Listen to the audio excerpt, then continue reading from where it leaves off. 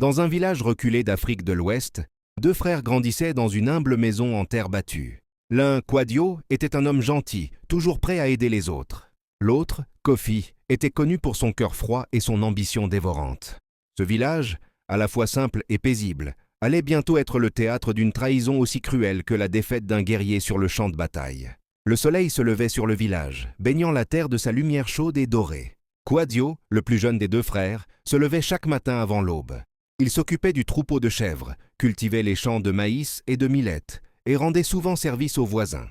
La sagesse de leur père, qui les avait élevés seuls après la mort de leur mère, lui avait appris à toujours être respectueux et à éviter les conflits. Cependant, Kofi, son frère aîné, semblait d'un autre genre. Bien que plus vieux, il n'acceptait pas que son cadet gagne la reconnaissance des villageois. Il rêvait de richesse, de pouvoir et de prestige. Kofi voyait en Kwadio un obstacle à ses ambitions, bien qu'il cachait sa jalousie sous un masque de sourire et de gentillesse. Un jour, le chef du village, voyant le travail assidu de Kwadio, lui proposa de l'aider à organiser une grande fête pour célébrer la récolte de cette année-là. Ce geste de reconnaissance flatta l'humilité de Kwadio, mais attisa la convoitise de Kofi. « Tu ne mérites pas cela, Kwadio. C'est moi qui ai plus d'expérience, et moi seul devrais organiser cette fête. » murmura Kofi à son frère un soir, alors qu'il se retrouvait seul dans la maison. Kwadio, tout en restant paisible, refusa poliment. « Je suis honoré, frère, mais j'ai accepté la proposition du chef. Peut-être qu'un jour, tu seras à ma place. » Les mots de Kwadio résonnèrent dans l'âme de Kofi, mais au lieu de les prendre à cœur, il se sentit rejeté. Il ne pouvait accepter que son cadet soit plus respecté que lui. Les jours passèrent et le jour de la fête approchait. Kwadio se dévouait entièrement à la préparation. Il invitait tout le village, préparait les mets, arrangeait les décorations. Mais pendant ce temps, Kofi, dans l'ombre, préparait sa vengeance.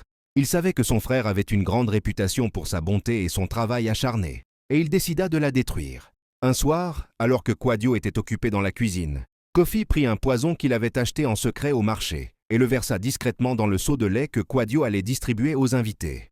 Personne ne se douterait de rien. Le jour tant attendu arriva.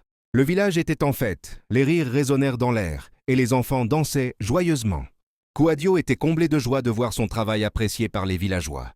Il apporta le lait empoisonné aux invités, tout en croyant que tout se passait comme prévu. Mais au moment où les invités commencèrent à boire le lait, des signes de malaise apparurent. Certains s'effondraient, d'autres vomissaient. Le chaos s'installa, et le village commença à se diviser. Le chef du village furieux d'un tel incident. Kwadio, paniqué, chercha désespérément une explication.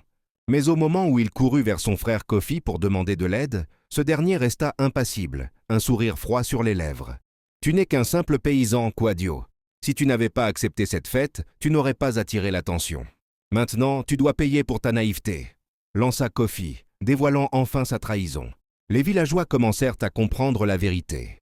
Des témoins avaient vu Kofi se rendre discrètement au marché le matin de la fête, acheter le poison. Le chef, furieux, ordonna l'arrestation de Kofi. Mais celui-ci tenta de fuir, espérant échapper à la justice. Il courut à travers les champs, se réfugiant dans la forêt voisine, mais la malédiction du traître le rattrapa. Lorsqu'il revint au village, c'était trop tard. Les rumeurs sur son acte de trahison s'étaient répandues, et plus personne ne lui faisait confiance. Les anciens du village le bannirent, le condamnant à errer seul et sans amis.